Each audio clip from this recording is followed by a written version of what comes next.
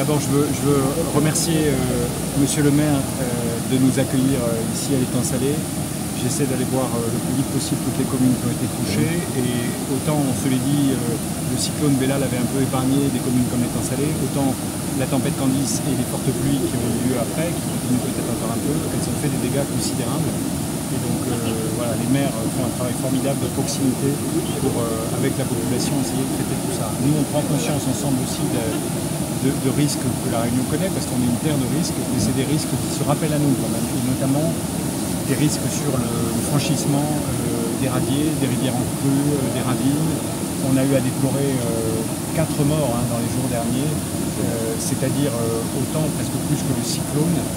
Autant le cyclone, on a la capacité à prévoir et à prévenir avant et à dire mettez-vous à l'abri. Je remercie les Réunionnais et je le redis, ils ont été très prudents, parce que les maires sont auprès d'eux, etc. Autant il y a eu des imprudences sur ces phénomènes de pluie torrentielle. Et il faut repasser le message, c'est pas pour culpabiliser personne, mais on ne franchit pas des radiers en crue, il ne faut pas s'approcher des ravines qui débordent. De même que quand il y a des fortes houles, je dis toujours, il ne faut pas aller sur le littoral pour regarder comme c'est beau, parce que c'est impressionnant, mais c'est très dangereux. Et 4 morts, c'est vraiment terrible. Ce sont 4 morts, on pense à leur famille, on pense évidemment à tous ceux qui vont souffrir de les avoir perdus, mais c'est des morts qu'on aurait pu éviter s'ils n'avaient pas eu des attitudes imprudentes. Donc je vous en prie, soyez prudents. Je pense que les maires, qui en plus en proximité, comme connaissent les personnes, peuvent appuyer encore plus que moi.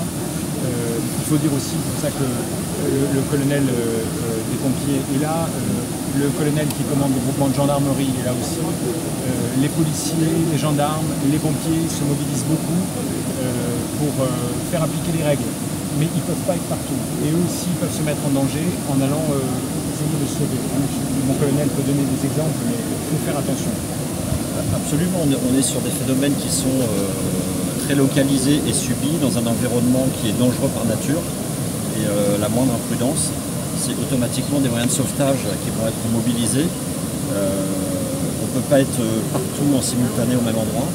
Donc on fait voilà, l'essentiel et tous nos efforts pour se déployer partout, avec donc, tous les moyens départementaux, avec toutes les forces. Et effectivement, franchir une barrière, c'est prendre un risque absolument inconsidéré, donc on ne franchit pas une barrière. La nature est plus forte. Voilà. Donc après les sapeurs-pompiers, les gendarmes, on intervient avec tous les moyens que l'on peut, mais on est déjà dans une phase de sauvetage. En plus, quand c'est la nuit, avec des conditions qui sont encore plus dangereuses, forcément les champs s'amenuisent énormément. On a forcément des mesures de sécurité à prendre et on doit à la fois se préparer pour ces événements météorologiques extrêmes subis dans une période post-cyclonique où les sols sont déjà saturés, et en parallèle il faut continuer à assurer le secours d'urgence classique puisque la vie continue, et donc il faut démultiplier les ressources et les moyens. Il y a un expert qui me disait hier, la Réunion en ce moment c'est un seau d'eau plein. Et vous rajoutez quelques gouttes dessus, l'eau coule et elle déborde. Quelques gouttes de pluie vont peut-être créer des phénomènes de pluie torrentielle. Donc c'est pour ça qu'il faut être extrêmement prudent. Et à La Réunion, il y a les pompiers qui sont là, en appui des polices municipales, des services des mairies. Et puis il y a aussi parmi les gendarmes, des gens du peloton de gendarmerie de haute montagne qui sont amenés à intervenir, mon colonel, vous pouvez le dire, dans des conditions parfois difficiles. Donc ne vous mettez pas en danger vous-même et ne mettez pas en danger les secours. Je pense, par exemple, récemment, il y a eu des interventions sur les bassins. On a dit qu'il ne fallait pas aller se baigner pour l'instant dans les bassins, en tout cas tant qu'ils n'ont pas été réintégrés. Je le dis en particulier aux marmailles et je le dis aussi aux parents. Ne laissez pas vos enfants aller dans des endroits où c'est beau mais c'est mortel. On ne veut pas que des marmailles se noient dans les bassins. Donc faites très attention. Vous vous mettez en danger, vous risquez de rendre des gens malheureux autour de vous parce que vous ne serez plus là. Et en plus, vous mettez en difficulté des services de secours comme ceux de la gendarmerie. Monsieur le Préfet l'a parfaitement résumé. L'intervention sur ce genre de situation, des gens qui descendent dans les ravines, des gens qui descendent qui vont sur les radiers alors que les débits d'eau sont conséquents, se mettent bien évidemment en danger eux-mêmes, mais ils mettent en danger les gendarmes, les sapeurs-pompiers qui sont amenés à leur porter secours. On ne peut pas imaginer que les débits qui coulent sur les radiers et dans les ravines ne prennent pas un danger pour les secouristes. Et donc quand on intervient, et parfois à l'incompréhension de certaines familles, il y a un moment où il faut qu'on se retire pour notre propre sécurité. C'est-à-dire que pour une personne qui se met en danger elle-même et qui malheureusement parfois est emportée, eh bien il y a 2, 3, 4, 10 gendarmes, sapeurs-pompiers qui s'exposent pour essayer de venir au secours. Et donc en fait, ce que je pourrais préciser aussi, c'est que la vie n'a pas de prix. Donc c'est aussi notre métier, notre vocation de venir, de tendre la main et de venir en secours des gens. Mais face aux comportements qui sont parfois inconscients, la vie n'a pas de prix, mais il faut savoir que le secours a un coût. Le secours a un coût qui est les secouristes qui s'exposent personnellement, et puis qui sont les moyens que nous déployons pour venir au secours des gens, qui parfois vont faire défaut ailleurs.